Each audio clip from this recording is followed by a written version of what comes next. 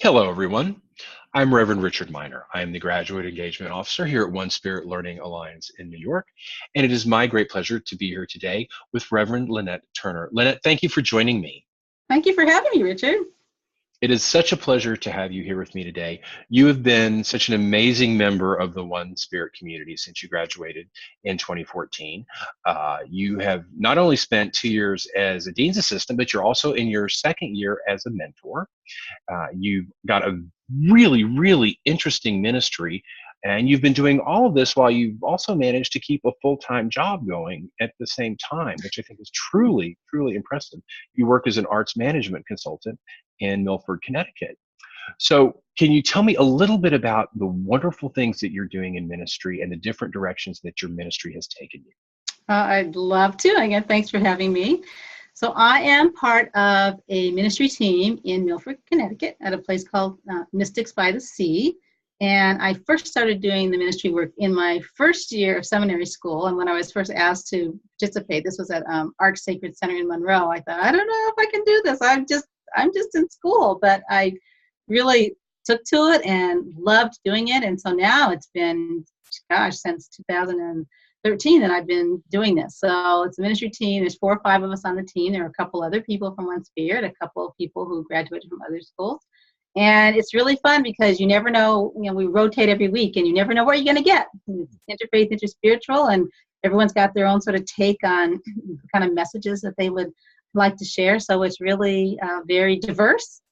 And it's great because people who come are from all different walks of life and religious and spiritual backgrounds. So it's a real mix of awesome, like-minded people. So that's sort of a kind of traditional way that I'm doing my ministry, but I also talk to the angels. I do angel readings for people.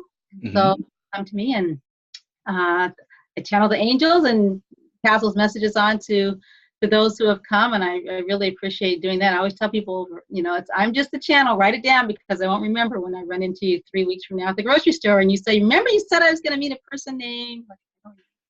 But I love doing that. That feels like part of the ministry.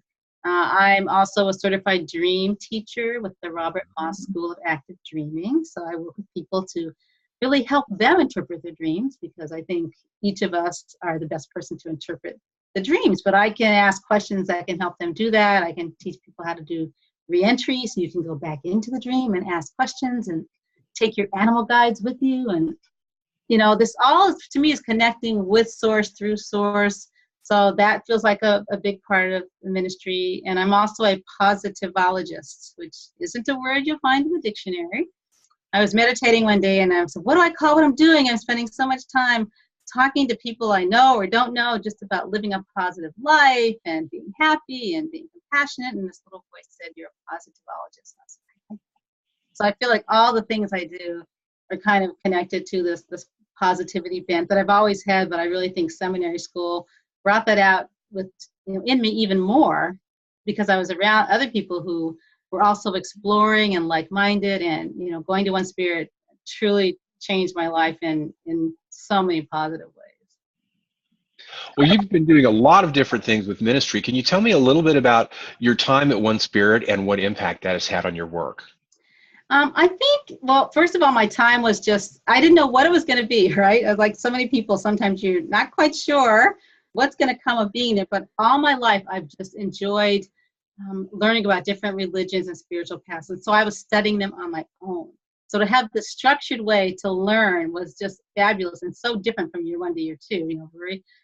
All the studying and the deans and the homework year 1, and then year 2 was fascinating to me too because my background is theater. So I felt like I was doing theater when we were creating the baby blessings and the wedding ceremonies. I felt like and I used to be a director, so I felt like I was writing a play every time I was, putting together our homework and doing it. So it was very different from year 1 to year 2, but it really helped me to remind myself to just be open to experiences and to, not prejudge what you think is going to happen, but just to go on the journey, go on the ride, and just to be open to source, divine, God, whatever that word is today, and know that you're going to be guided. One Spirit taught me to just trust. Trust the path and know that I'm going to be guided, and I have been. And I'm just always amazed at the different kinds of people I meet or the different experiences I have and how the One Spirit experience, it's been a few years now, it's still so impactful to me. And I'm a substitute dean's assistant this year, and we went, and it was like, oh, we get to dance. I get to dance after you. One of my favorite things every time we met, because I used to be a dancer as well, is dancing after lunch, and, I dance around the house all the time, but things like that.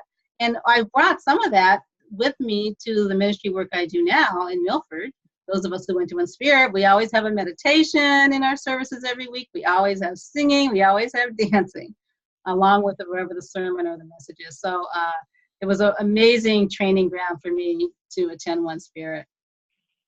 That's wonderful. And so you stayed connected to your classmates and your friends at One Spirit, even though you're not in New York and you're out in Connecticut. That's really fantastic. So what have been some of the greatest gifts of your experience, not only at One Spirit, but also in the ministry that you're doing now? I think the gift has been me realizing that in order to be part of ministry or being giving and kind and compassionate, it doesn't have to be a big, huge thing.